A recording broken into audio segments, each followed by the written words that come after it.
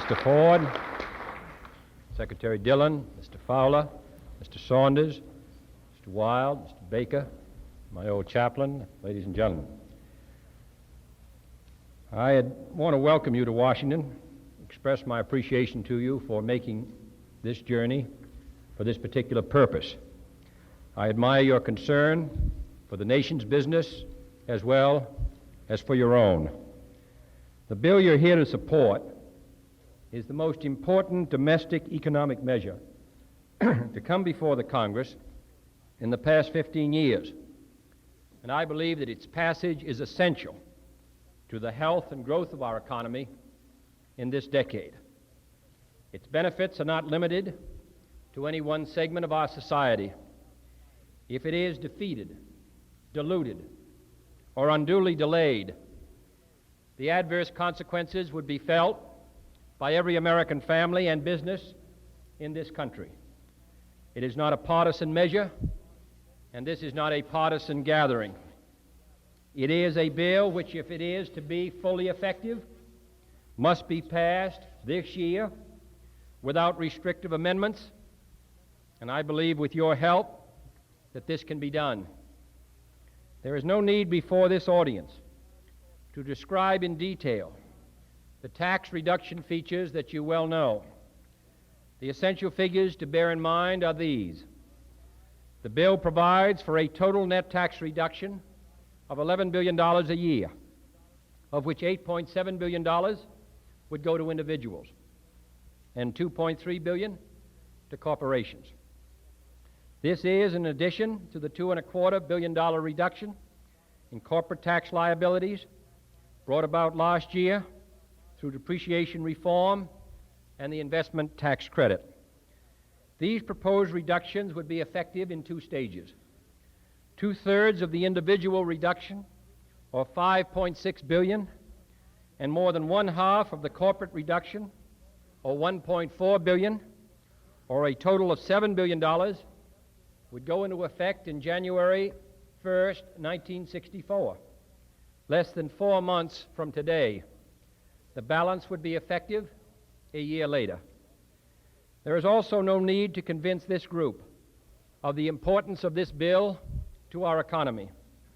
Your presence here, the leadership provided by the Business Committee for Tax Reduction, and the statement of principles adopted by its members bear witness to your conviction that our present high tax rate hobbles the economy, and that a prompt, substantial, and broadly based cut in individual and corporate tax rates is necessary to give the private sector of our economy the extra strength that our present tax structure now drains away.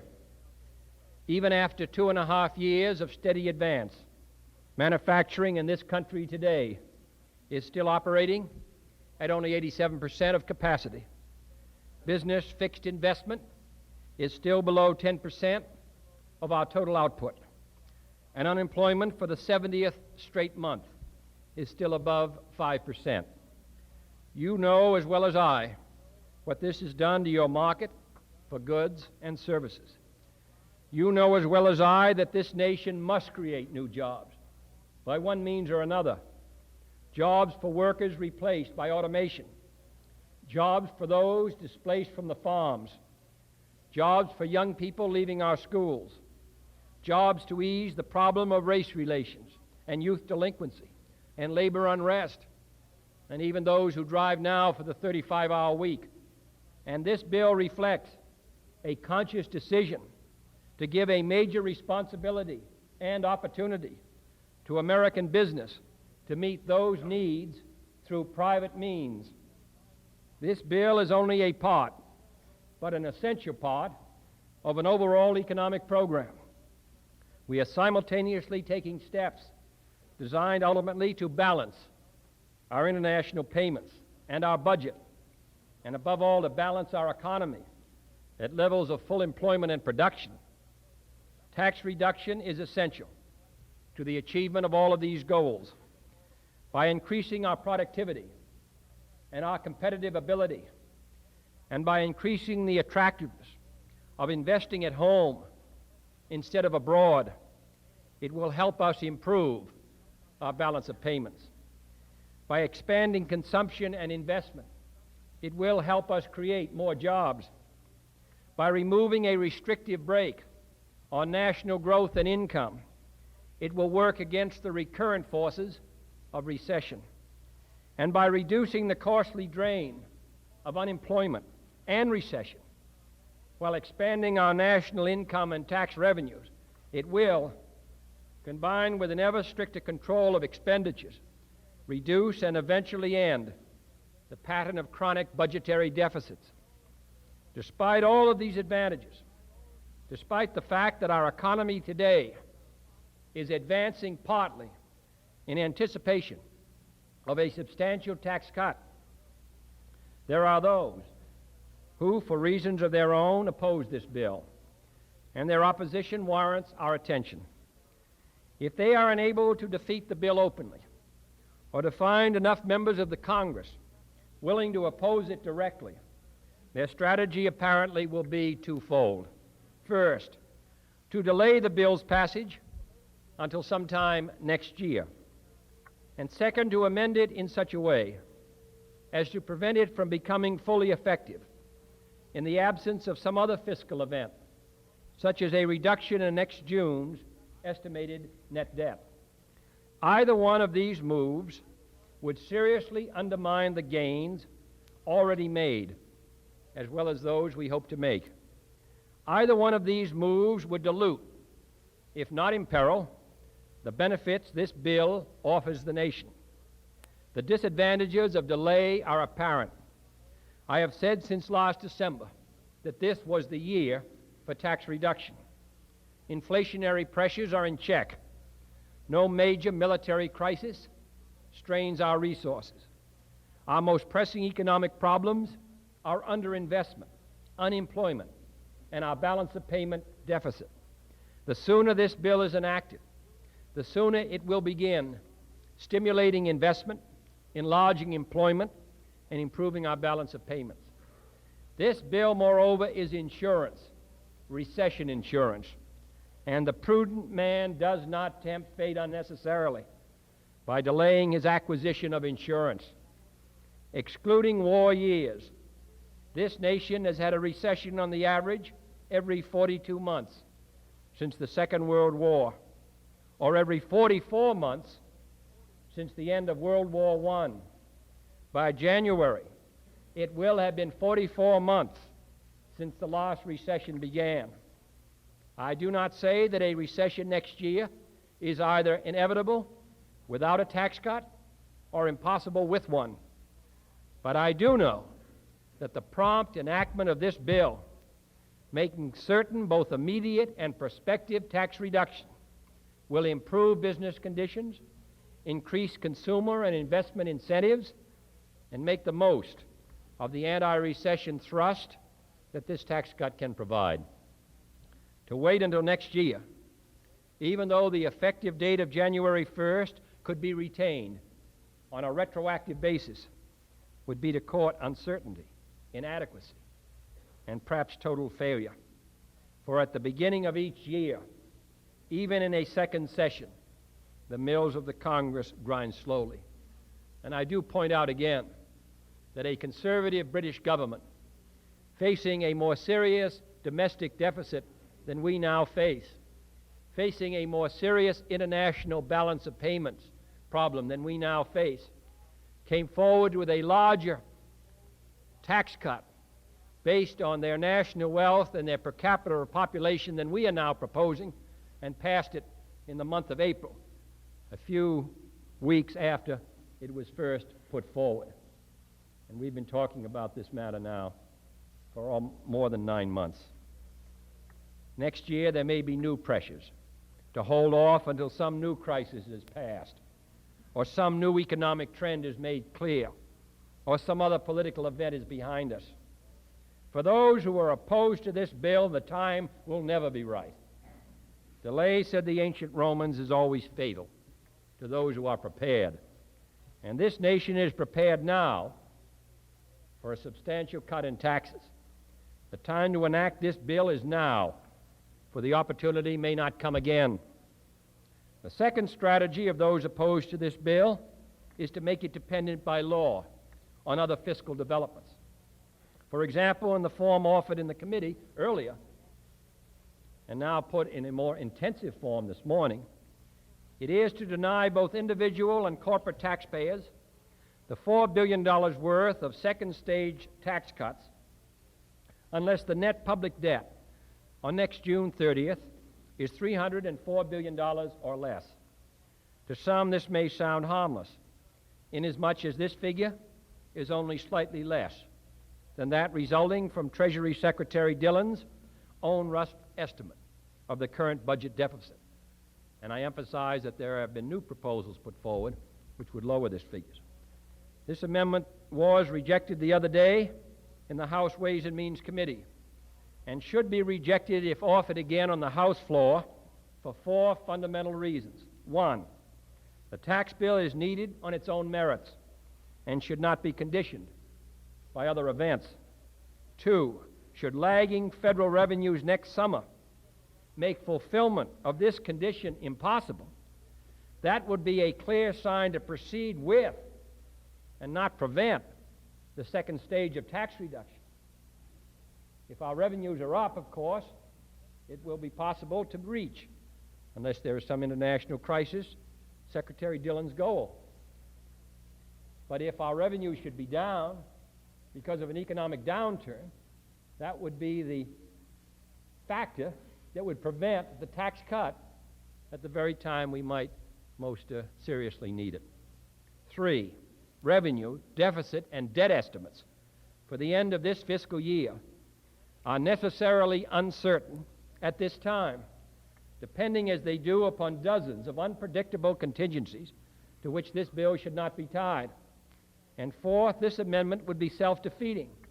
For taxpayers uncertain of receiving the full benefits of the bill would hold back on their investment and expansion outlays, thus retarding revenues and enlarging the debt. If tax reduction is essential, the kind of tax reduction we're now talking about, that figure, if this is essential to the progress of our economy, and I think it is, then it is essential whether Secretary Dillon's estimate turns out to be accurate to the dollar or not. The need for more private demand, for more funds in the hands of consumers and investors, will exist in 1964 and 65, regardless of whether the net public debt on next January 30th is $304 billion or $306 billion or $302 billion. History teaches us that the public debt unexpectedly rises when public revenues fall unexpectedly short, and they have been consistently falling short precisely because our tax rates, which were originally designed to meet wartime and post-wartime conditions, are now imposing a restrictive brake on national growth and income. Thus, this amendment could deny the nation a tax cut at the very time it needs it most, when revenues are falling short of expectations because of a slowdown in the business economy.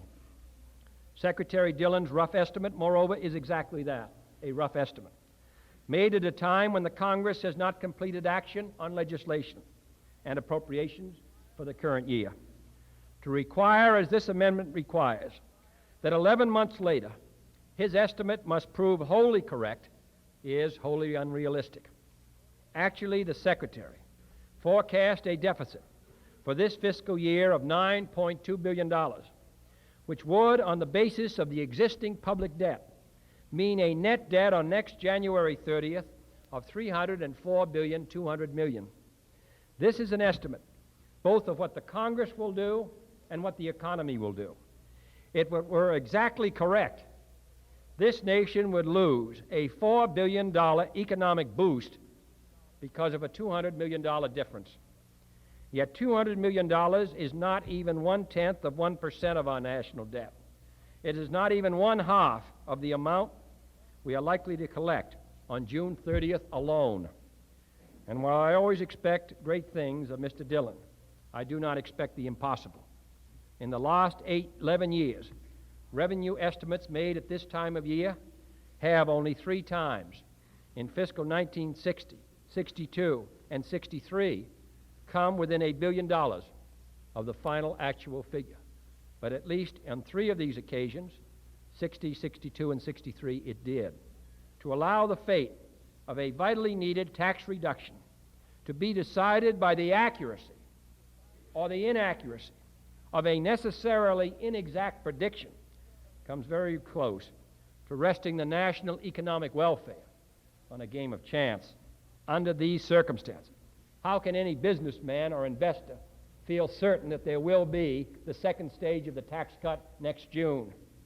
How can he make even a reasonable guess as to how close this estimate will be, how much federal revenue will be earned, how much the Congress will spend, whether the weather will bring in a bigger farm surplus, whether buyers will be found for federal mortgages or other assets at reasonable prices, or whether some technological breakthrough or raw material price increase or international crisis will suddenly augment our outlays for national defense. The cost of last year's Cuban crisis alone, for example, was nearly $200 million. A businessman attempting to formulate his spending plans in advance will regard that kind of second stage tax cut promise as no promise at all. It will become a highly speculative matter, and concrete plans cannot be based on speculation.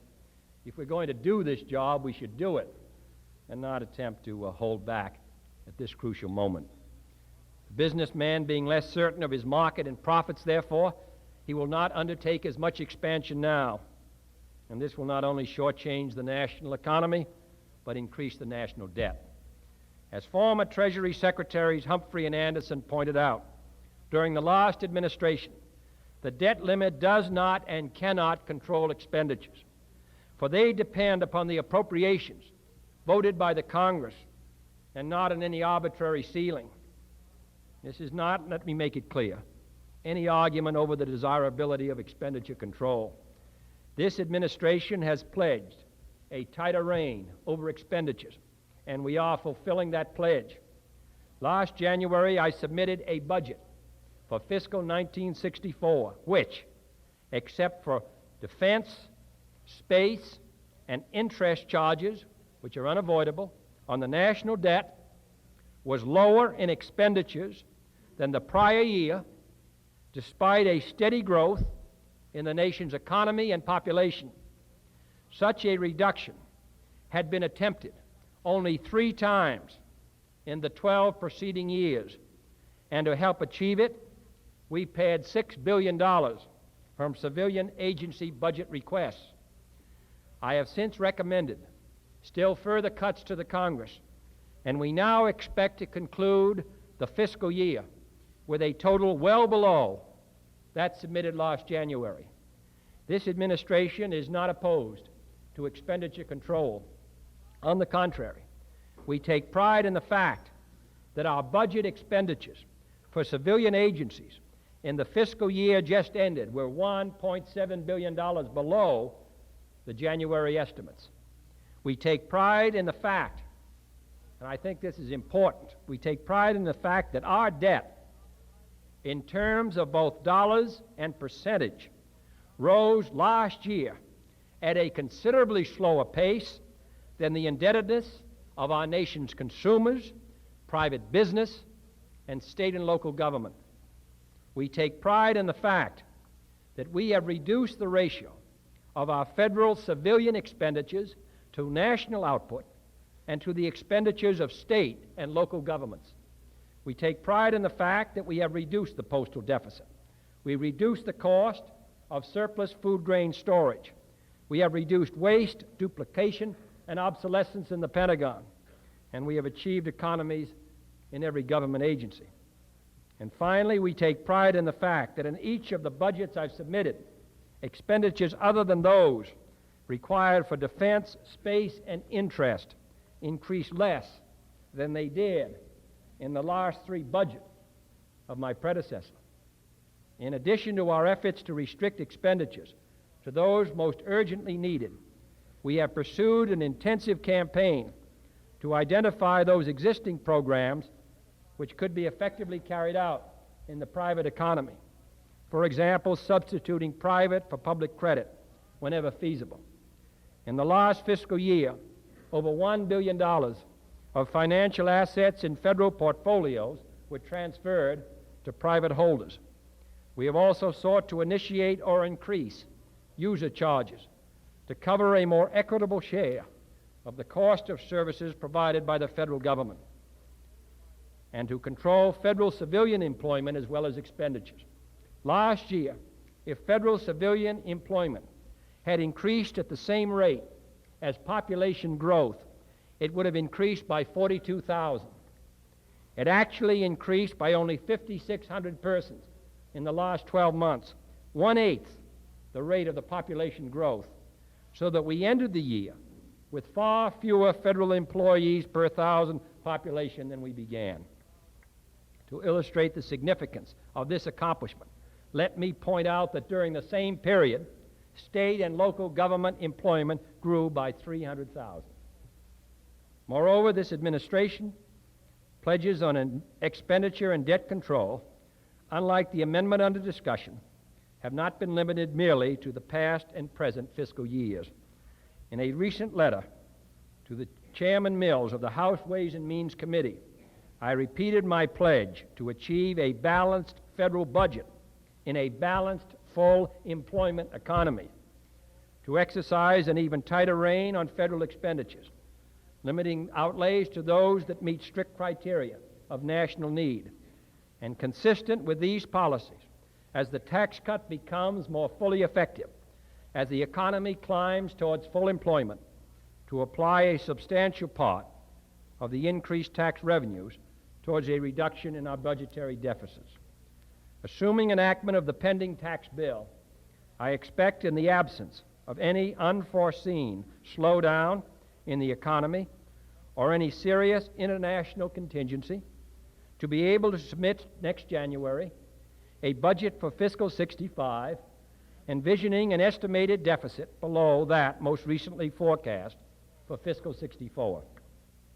And any increase in the federal debt resulting from these transitional budget deficits will be kept proportionately lower than the increase in our gross national product, so that the real burden of the federal debt will be steadily reduced.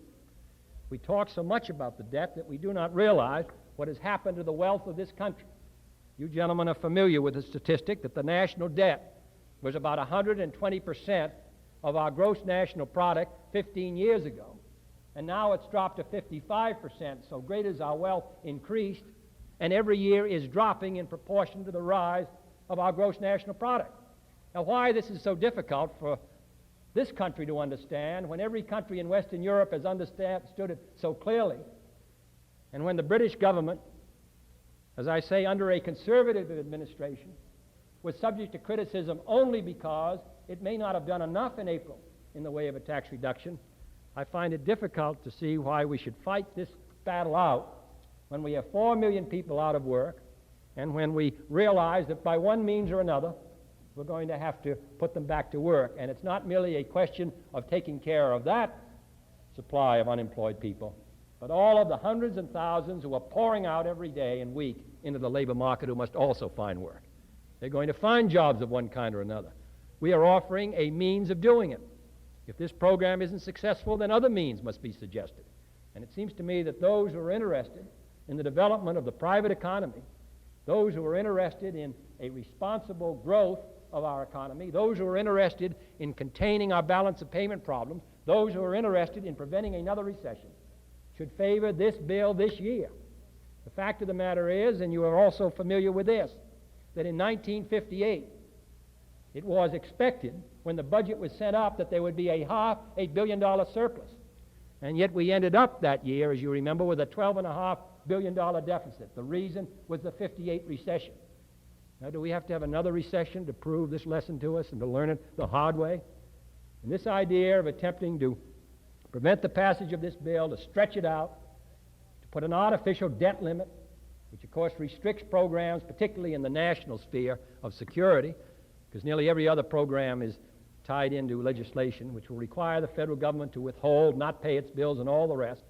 the kind of thing that was done in the fall of 1957 because of an artificially low debt limit, which helped intensify the recession of '58, it would seem to me that we should learn our economic lessons well enough from the past to realize that what we're now talking about is most important if we're going to provide for a steadily increasing growth.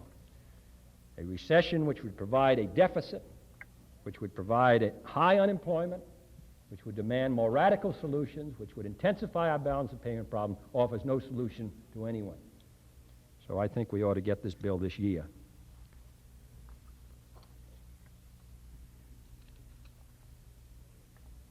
I can say, it seems to me, with a good deal of certainty, that without a quick and assured tax cut, this country can look forward to more unemployment, to more lags in income, to larger budget deficits, and to more waste and weakness in the economy.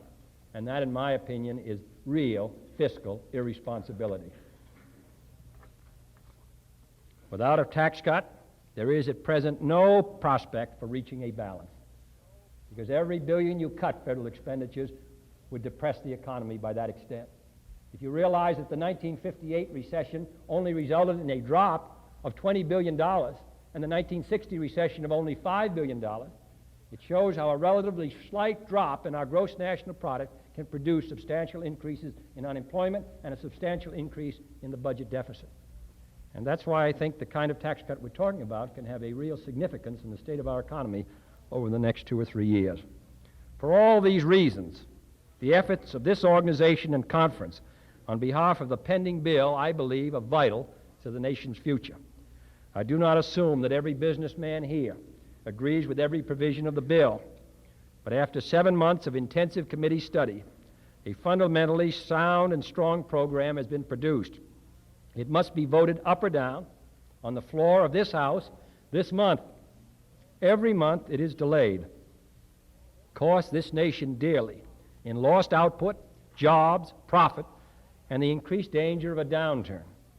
I do not promise that passage of this bill will produce full employment on the following day or even the following year, but I do know that we will never get there unless we now start, and the time to start in the House of Representatives is this month.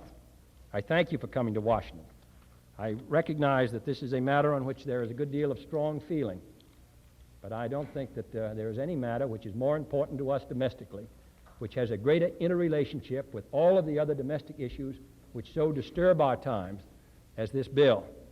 And therefore, I hope that in the coming days it will be possible for us to mobilize increased support so that we can pass in its entirety the measure reported out by the House Ways and Means Committee. Thank you.